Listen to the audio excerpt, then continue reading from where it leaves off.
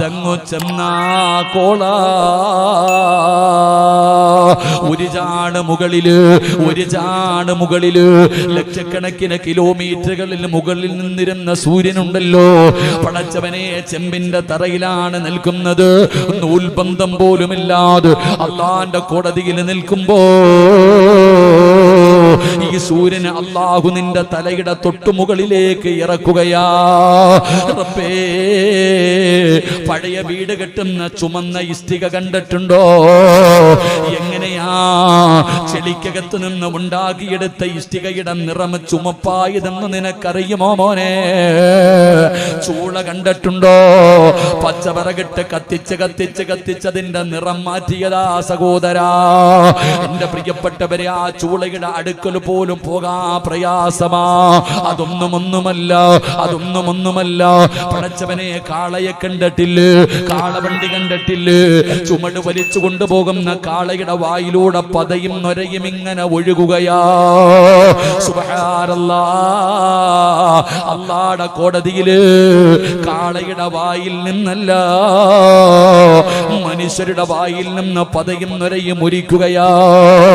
വീട്ടിൽ ചോറ് വെക്കുന്ന ഉമ്മ തിളച്ചു മറിയുമല്ലോ. ചോറിങ്ങനെ കലത്തിനകത്തുകൂടെ തിറച്ചിങ്ങനെ വെളിയിലേക്ക് പോകുമല്ലോ. എങ്കിൽ അല്ലാഹുവിന്റെ കോടതിയില് നിന്റെ തലയോട്ടിക്കകത്ത് കിടക്കുന്ന തലച്ചോറ് തിളച്ചിട്ട് മുഖത്തുകൂടെ ഒലിക്കുന്ന ഒരു ദിവസമുണ്ട് ഉമ്മ. ഇത് കഥയല്ലല്ലോ, ഇത് കള്ളമല്ലല്ലോ. പടച്ചവനെ, വരാൻ പോകുന്ന ദിനമാണല്ലോ. യാ വൈലതാ യാ ഹസ്രതാ എന്ന് നിലവിളിക്കുന്ന ദിവസമുണ്ടല്ലോ. അല്ലാഹുവിന്റെ കോടതിയിൽ നിൽക്കുമ്പോ നരകത്തിന്റെ കാവൽക്കാരനായ മാലിക് എന്ന് പറയുന്ന മലക്കും തന്റെ അനുയായികളും അല്ലാഹുവിന്റെ ഭയാനകമായ അദാബുകൾ കൊണ്ട് നിറച്ച നരകമുണ്ടല്ലോ. ആ നരകത്തെ പ്രദർശിപ്പിക്കുന്ന ഒരു സമയമുണ്ട് മോനെ. നിനക്കൊക്കെ കാണണ്ടേ? അല്ലാഹുവിന്റെ നരകം കാണണ്ടേ? ഞങ്ങളൊക്കെ ഉണ്ടെന്ന് പറയുന്ന നരകമുണ്ടല്ലോ, ഞങ്ങളൊക്കെ ഭയപ്പെടുത്തി പറയുന്ന നരകമുണ്ടല്ലോ. ഈ നരകത്തിന്റെ കാവൽക്കാരനായ മാലിക് എന്ന് പറയുന്ന മലക്കും അതാ തന്റെ അനുയായികളും 70,000 ചങ്ങലകളിൽ ബന്ധിപ്പിച്ചു. ഓരോ ചങ്ങലയിലും 70,000 മലക്കുകൾ പിടിച്ച് പേടിച്ച് വിറച്ചുകൊണ്ട് തലതാട്ടി പിടിച്ചുകൊണ്ട് കരഞ്ഞുകൊണ്ട് വലിച്ചുകൊണ്ട് വരുന്ന അല്ലാഹുവിന്റെ നരകമുണ്ടല്ലോ. ആ നരകത്തെ കാണുമ്പോ അല്ലാഹുവിന്റെ കോടതിയിൽ നിന്ന് പറയുകയാ, റബ്ബനാ അബ്സറിനാ വസമിഅനാ ഫർജിഅനാ. ഒരു സമയം താ അല്ലാഹ്, ഒരവസരം താ അല്ലാഹ്, ഒന്ന് ദുനിയാവിലേക്ക് മടക്കല്ലാഹ് എന്ന് പരലോകത്ത് കിടന്ന് യാചിക്കുമെന്ന് പറയുന്നത് ഖുർആനാദിക്കുന്നത് സമയമാ. അവിടെ വെച്ച് ചോദിക്കുന്നത് സമയമാ. ഒരാൾക്കും അല്ലാഹു തരൂല, ഒരാൾക്കും അല്ലാഹു തരൂല.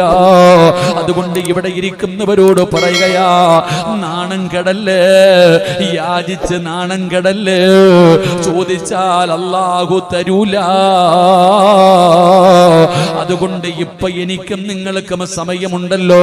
നിനക്ക് നിസ്കരിക്കണമെങ്കിൽ നിസ്കരിക്ക്, ഖുർആനോടമെങ്കിൽ ഖുർആനോട്, ദിക്ർ പറയണമെങ്കിൽ ദിക്ർ പറ. അപ്പ തെണ്ടിയാ കിട്ടൂല. ഇപ്പൊ ഉണ്ടല്ലോ, ഉപയോഗപ്പെടുത്തു മനുഷ്യ. അല്ലാഹുവേ, അതിനുള്ള ഭാഗ്യം തരണേ അല്ലാ.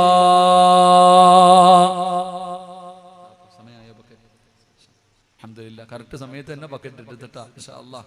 ആർക്കൊക്കെ ഇനി ഉണ്ടാവുമെന്ന് അറിയില്ല, ആർക്കൊക്കെയാ സമയം കിട്ടണമെന്ന് അറിയില്ല. അതുകൊണ്ട് ഇൻഷാ അല്ലാഹ് കൊടുക്കേണ്ടവർ ഇപ്പൊ തന്നെ ബക്കറ്റിലിട്ടോ. ബിസ്മില്ലാ, അല്ലാഹു ബർക്കത്ത് ചെയ്യുമാറാകട്ടെ. ഒന്ന് പോക്കറ്റി കൈയിട്ട്, ഒന്ന് പോക്കറ്റി കൈയിട്ട് ഇൻഷാ അല്ലാഹ്. എല്ലാവരും ഒന്ന് പോക്കറ്റി കൈയിട്ട് ഇട്ടാ മതി. നിർബന്ധമൊന്നുമില്ല, ഇന്ന് നിർബന്ധിത പിരിവൊന്നുമില്ല. വേണ്ടവരൊക്കെ ഇൻഷാ അല്ലാഹ് ഇട്ടോളി. ഇൻഷാ അല്ലാഹ് വേണ്ടവരൊക്കെ ഇൻഷാ അല്ലാഹ് ഇട്ടോളി. അല്ലാഹു ബർക്കത്ത് ചെയ്യുമാറാകട്ടെ. ഇന്നിട്ട യാചിക്കൂല, എന്നിട്ട് യാചിക്കേണ്ടി വരില്ല. പടച്ചവനെ, എനിക്ക് മരിക്കുന്ന സമയത്ത് ചെയ്യാനുള്ളത് ഇപ്പോഴേ ഞാൻ ചെയ്യുകയാണ്. മരിച്ചതിന് ശേഷം ഞാൻ ചെയ്യാൻ ആഗ്രഹിക്കുന്നത് ഇപ്പൊ തന്നെ ഞാൻ ചെയ്യുകയാണ്. വേണ്ടവരൊക്കെ ഇട്ടോളി. അല്ലാഹു ബർക്കത്ത് ചെയ്യുമാറാകട്ടെ. സല്ലല്ലാഹു അലാ മുഹമ്മദ്.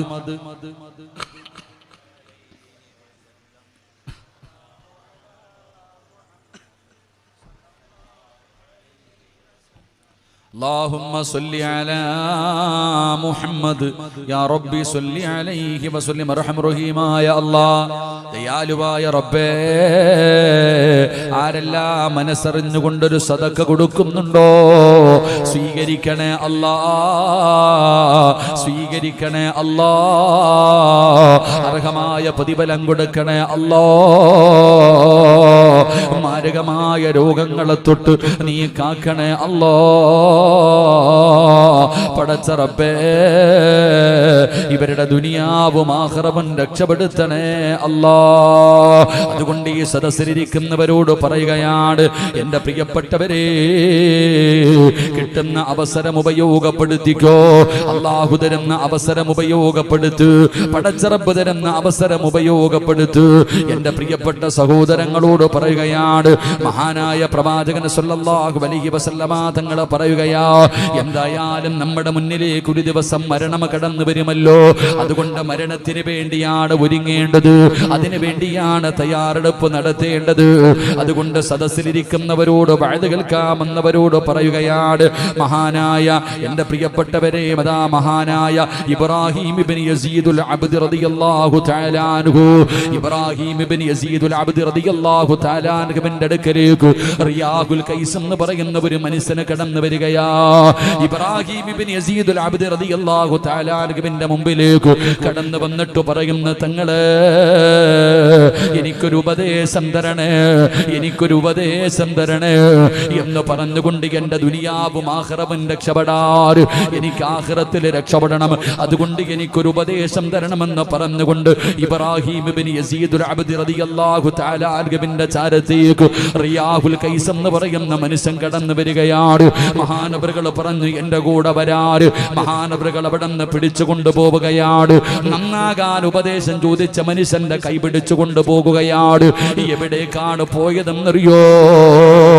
പള്ളിക്കകത്തേക്കല്ല, ദിക്റ് പറയുന്ന മജ്ലിസിലേക്കല്ല, വഅദ് പറയുന്ന മജ്ലിസിലേക്കല്ല. റിയാഹുൽ കൈസിന്റെ കൈ പിടിച്ചുകൊണ്ട് ഇബ്രാഹിം ഇബ്നു യസീദുൽ അബ്ദി റളിയല്ലാഹു തആല അൻഹു പടച്ചവനെ പള്ളിപ്പറമ്പിലെ ഖബറിന്റെ ചാരത്ത് ചെല്ലുകയാണ്, ഖബർസാനിലേക്ക് ചെല്ലുകയാണ്, ഖബർസാനിലേക്ക് ചെല്ലുകയാണ്. എന്നിട്ട് തന്റെ മുമ്പിൽ കാണുന്ന ഖബർ കാണിച്ചു കൊടുത്തിട്ട് ചോദിക്കുന്നു, റിയാഹുൽ കൈസ്, ഈ ഖബറിനകത്ത് കിടക്കുന്നവർക്ക് വല്ല ആഗ്രഹവുമുണ്ടോ? ഈ ഖബറിനകത്ത് കിടക്കുന്നവർക്ക് വല്ല മോഹവുമുണ്ടോ? റിയാഹുൽ കൈസ് പറയുന്നു, തങ്ങളെ ഈ ഖബറിനകത്ത് കിടക്കുന്നവർക്ക് ഒരേ ഒരു ആഗ്രഹമേ ഉള്ളൂ. എന്താണ് അവരുടെ ആഗ്രഹമെന്നറിയോ?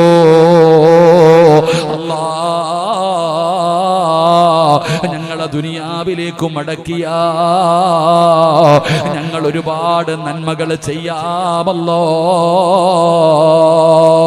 ഒരവസരം തരണേ, ഒരവസരം തരണേ. ഈ പള്ളിപ്പറമ്പിൽ കിടക്കുന്നവർക്കുള്ള ആഗ്രഹം അതാണ്.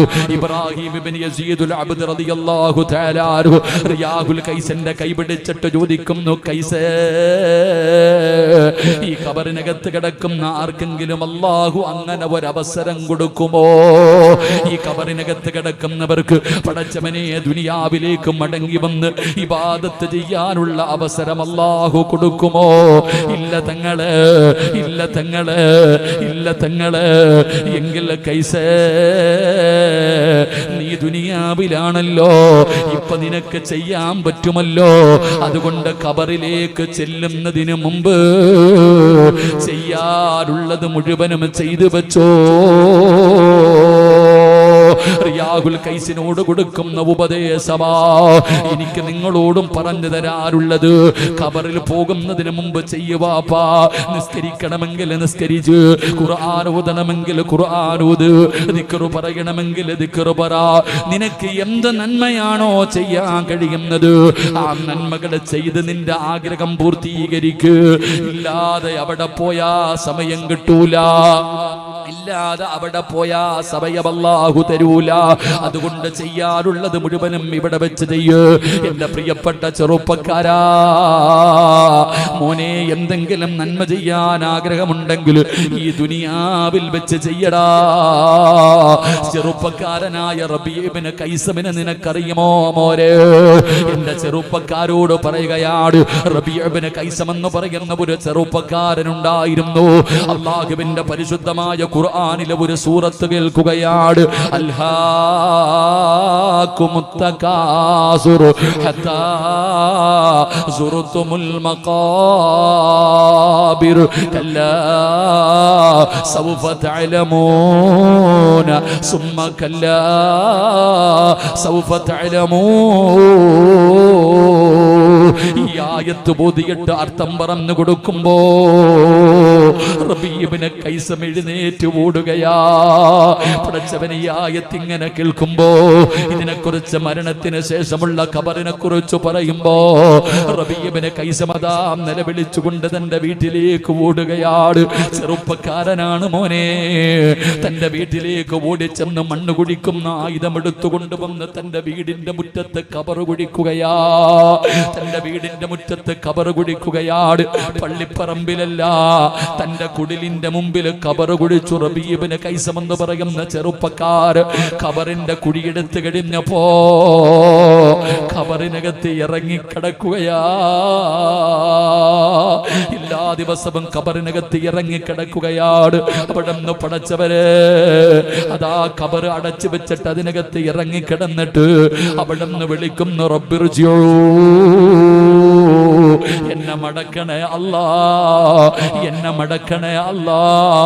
പള്ളിപ്പടമ്പിൽ കിടക്കുന്ന ഖബറാളി ചോദിക്കുന്നത് പോലെ വീടിന്റെ മുറ്റത്ത് കുടിച്ചിട്ടിരിക്കുന്ന ഖബറിനകത്ത് ഇറങ്ങിക്കിടന്നിട്ട് എന്നെ രക്ഷപ്പെടുത്തണേ, എന്നെ മടക്കണേ, എന്നെ മടക്കണേ.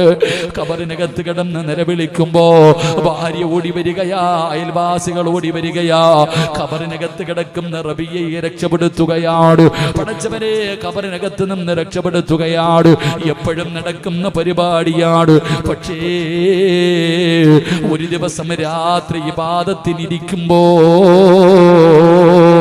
റബീഅയ്ക്ക് ക്ഷീണം തോന്നുകയാ, റബീഅയ്ക്ക് മടി തോന്നുകയാ.